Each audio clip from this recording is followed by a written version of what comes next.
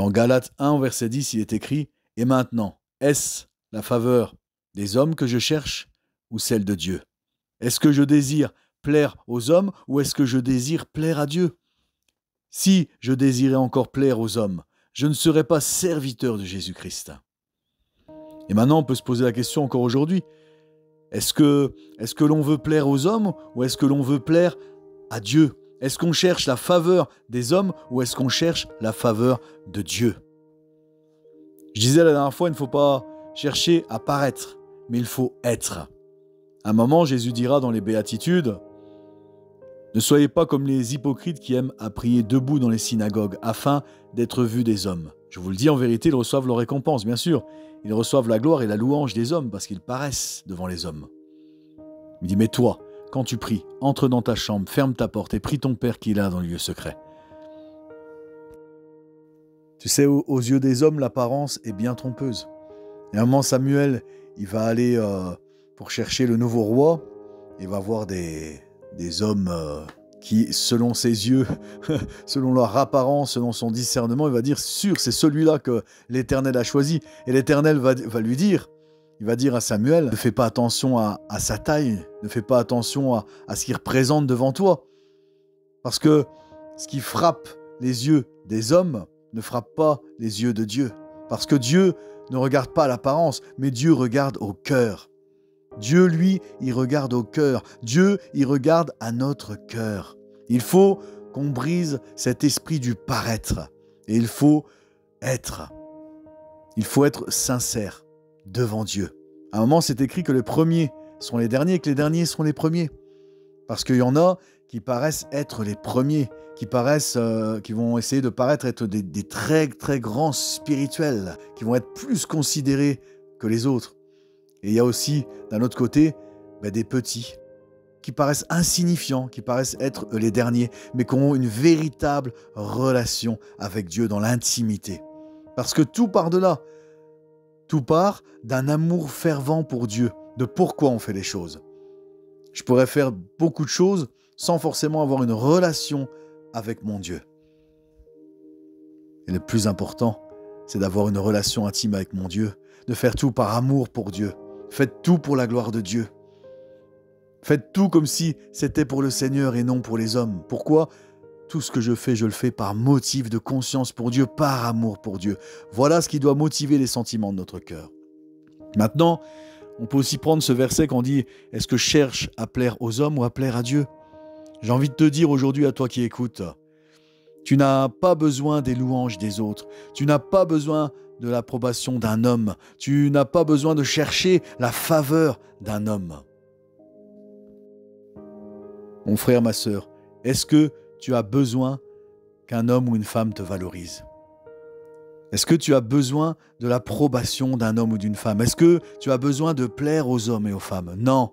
Tu as besoin de la faveur, de l'approbation de Dieu. Tu as besoin de plaire à Dieu. Et c'est ça qui doit nous motiver. Notre motivation ne doit pas venir de qu'est-ce que va penser un tel ou un tel ou un tel ou tel frère ou telle sœur ou tel pasteur. Notre motivation doit venir de mais qu'est-ce que veut Dieu pour moi ? Qu'est-ce qu'en pense le Seigneur ? Vous savez, vous connaissez mon histoire.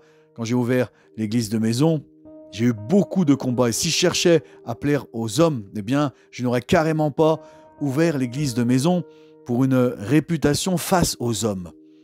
Mais Dieu m'a confirmé que c'était sa volonté. Et je cherchais à plaire à Dieu. Et un jour, je suis allé partager avec une église de Ville-Lumière et les deux pasteurs qui étaient là-bas m'ont dit « Qu'est-ce qu'un homme pour te dire ce qui vient de Dieu ou non ? Qu'est-ce qu'un homme pour te dire ce qui vient de Dieu ou non ?» Vous savez, il y a ce fameux psaume où il est écrit « Celui qui se confie en l'Éternel trouve dans son cœur des chemins tout tracés. » Il trouve dans son cœur des chemins tout tracés. Celui qui se confie en l'Éternel, celui qui a une relation avec Dieu, celui qui prie, celui qui médite sa parole jour et nuit. Celui-là trouve dans son cœur des chemins tout tracés.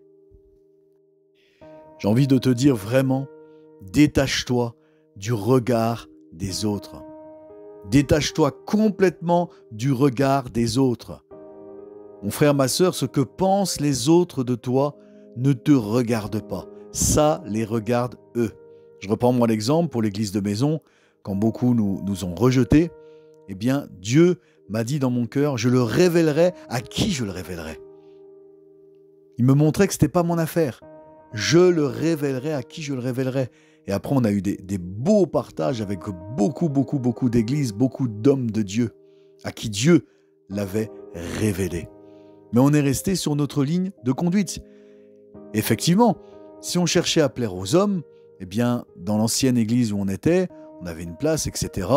Et on aurait pu se dire, non, allez, on va pas ouvrir l'église de Maison, ils vont penser quoi de nous, etc. Mais non, on avait jeûné et prié avec mon épouse, on avait reçu la conviction, on a reçu des confirmations dans notre cœur et on s'est détaché de ce que pensaient les hommes de nous et nous avons fait ce que nous savions être la volonté de Dieu. Alors, ne passe pas à côté des plans de Dieu pour ta vie. Ne cherche pas l'approbation ni la faveur des hommes. Assure-toi surtout d'être dans les plans de Dieu, d'avoir l'approbation et la faveur de Dieu. Cherche à plaire à Dieu seulement. Cherche à plaire à Dieu seulement. Et détache-toi complètement du regard des autres. Et n'oublie pas cette parole. Ce que pensent les autres de toi ne te regarde pas. Attention, je ne te dis pas de mépriser les autres. Nous devons les aimer de tout notre cœur. Mais nous ne devons pas les laisser diriger notre vie à la place de Dieu, à la place du Saint-Esprit. Jésus a dit, je vous enverrai le Saint-Esprit. Il vous enseignera toutes choses et vous rappellera tout ce que je vous ai dit. Le meilleur conseiller, il est appelé conseiller, le Saint-Esprit. Aide, allié, ami. C'est notre conseiller. Quand Philippe est sur un chemin et qu'il doit aller vers l'Éthiopien, c'est le Saint-Esprit qui va lui dire « Va vers l'Éthiopien ». Saint-Esprit parle dans nos cœurs.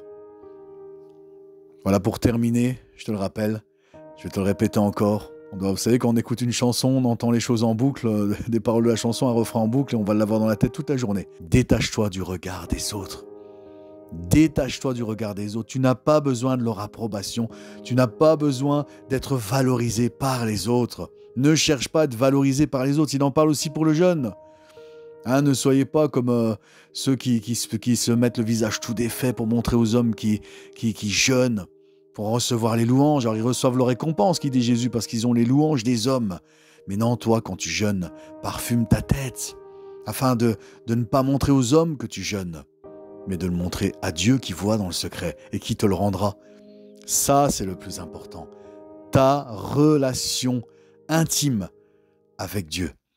Ça, c'est tout ce qui compte. C'est de là que part toute chose la faveur de Dieu. Nous devons seulement chercher à plaire à Dieu et le reste suivra. Mais nous n'avons pas besoin d'être valorisés par les autres. Et si tu ne cherches plus à être valorisé par les autres, mon frère, ma sœur, c'est là qu'est la plus grande des libertés. C'est là seulement que tu es complètement et entièrement libre. Sois béni mon frère et sois béni ma sœur.